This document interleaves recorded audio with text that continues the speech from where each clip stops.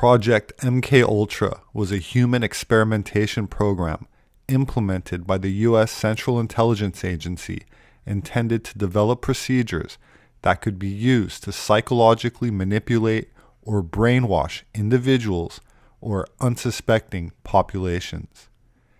It was a covert continuation of scientific experiments conducted by German scientists during World War II on human subjects during interrogations with hallucinogenic substances such as mescaline, with the stated goal of eliminating the will of the person being examined. The CIA project was a continuation of these earlier Nazi experiments by exploiting the advances made by the numerous German scientists who were hired to work for the U.S. as part of Operation Paperclip. The post-World War II American MKUltra program used numerous methods to manipulate its subjects' mental states and brain functions. In addition to high doses of psychoactive drugs, such as LSD and other chemicals like scopolamine, without the subject's consent, the CIA used electroshocks, hypnosis, sensory deprivation, isolation, verbal and sexual abuse, and other forms of torture. MKUltra's scope was broad, with activities carried out under the guise of research at more than 80 institutions, aside from the military, including colleges and universities, hospitals, prisons, and pharmaceutical companies. That said, the attempts at psychological manipulation was not restricted to individual experimentation, but implemented on a large scale to influence public behavior through the infiltration of various forms of media, including film and music. John Homston, a retired CIA agent, has admitted on national Russian television that the CIA was behind the creation of the 1980s hip-hop scene and financed major hip-hop acts including NWA, Africa Boombata, and Grandmaster Flash and the Furious Five. The government at the time spent, quote, big money, serious money, on this covert operation destined to further division and corrupt the American youth to nihilist, anti-establishment, and anti-American ideologies, he explained in a half-hour interview broadcast on national television.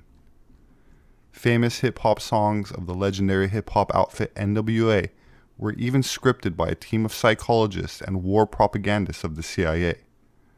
F the police and When I'm Called Off, I Got a Sawed Off, Squeeze the Trigger, and Bodies Are Hauled Off, and other nihilist and anti-establishment lyrics were intended to unleash a wave of cynicism towards authorities, promote the use of heavy drugs, and entice the youth with revolutionary counter-establishment ideas. The retired CIA agent claims the social engineering maneuver was extremely successful. Quote, "We understood at the time that music was a powerful means of propaganda to reach the youth," explained the 77-year-old man. "Our mission was to use teenage angst to our advantage and turn Generation X into a decadent, pro-drug, and anti-establishment culture that would create uprisings and further division within society.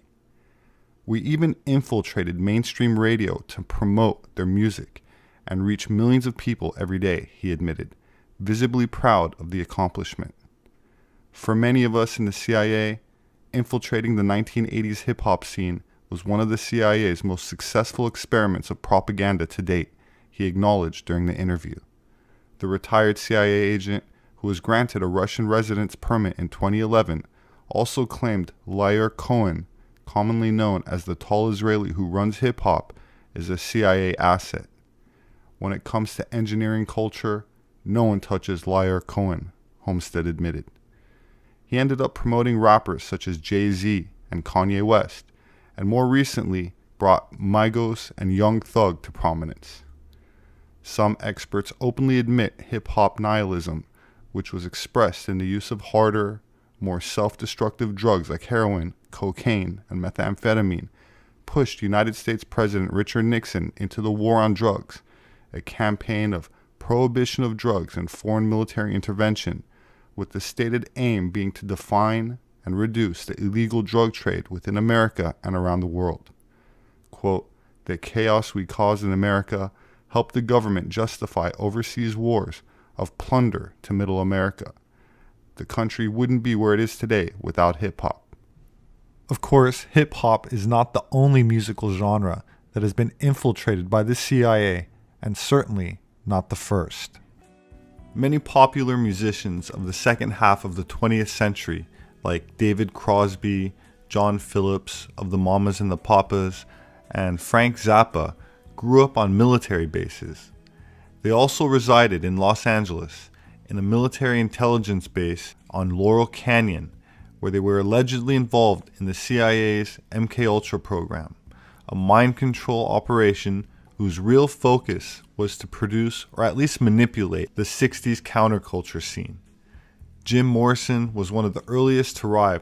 He was son of the U.S. Navy admiral in command of the warships involved in the false flag operation known as the Gulf of Tonkin incident of 1964, which was used to justify the U.S. involvement in the Vietnam War.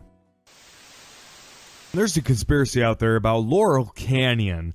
Now, Laurel Canyon is out in California, and there was a Air Force watchtower out there back in the late World War II area, back in the 1960s. And back then they had a studio there. Now this studio had a sound stage, a editing stage, a animation editing room. It had everything. Now this place, I guess, was used for the atomic testing footage. So all that footage was taken to this studio in Laurel Canyon and was edited there and was processed. So after they got this, they reviewed all the footage from the atomic testing. Now what's really strange about this is, a lot of musicians came out of this place back in the 1960s. Actually, all of those hippie musicians that you hear actually came from Laurel Canyon. Now, a lot of people say that these musicians had ties with the military and with the studio up in Laurel Canyon, which was an Air Force base. So, as the Vietnam War was going on, this hippie movement out of Laurel Canyon started becoming very popular. And in fact, Jim Morrison's father, Stephen Morris, was a very highly naval officer, very high ranking, and he was actually part of the Gulf of Tonkin, which started the Vietnam War. So as this was going on, his son, Jim Morrison, was becoming very popular in the cultural movement. A lot of famous artists came from there. Even the Beach Boys came from there. Now, the Beach Boys, got very famous back in the day during the whole hippie movement, but also Charlie Manson was very popular too. Now, Charlie Manson was a songwriter, so he would actually write songs for the Beach Boys. Now, if you don't believe me, here's an actual song that he wrote, and this is, in fact, him singing it. Give up your work. Come on, you can't be.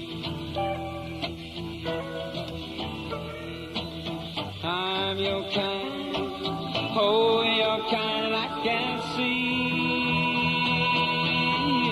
Walk on, walk on. So, that right there is, Charlie Manson. So he was very popular with the Beach Boys and with the other groups. And of course, we all know what happened to Charlie Manson. So, it's very, very strange, guys. And what I'm trying to say is this could possibly be an MKUltra type of experiment on society back in the day. This is what was a way to control the youth. They weren't really sure what was going to happen with the youth during the Vietnam War when when it was all going to happen. They were probably afraid of retaliation, maybe people getting violent actually. So they needed some kind of opposition control. And maybe these musicians were a part of that. So Laurel Canyon, if you haven't heard about it, go ahead and look it up. The Laurel Canyon compound was recently purchased by actor and filmmaker Jared Leto for $5 million. The Army Air Corps officially built this top-secret movie production studio in 1947.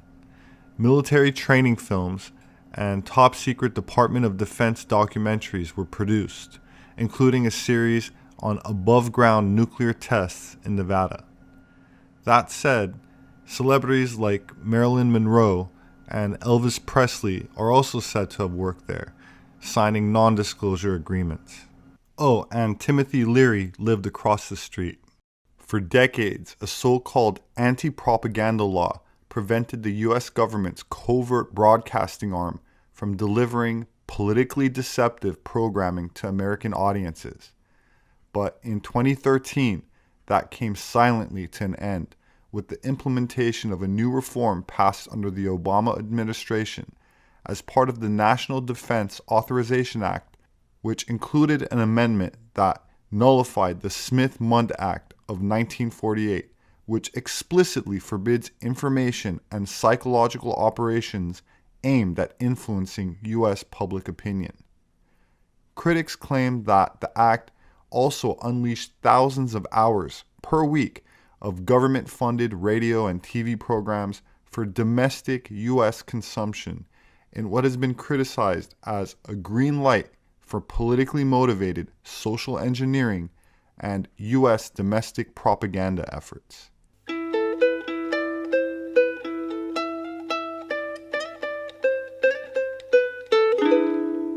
The U.S. government has been pulling the levers behind the scenes in Hollywood for decades, from funding the 1954 animated movie Animal Farm to more recently Transformers and Iron Man.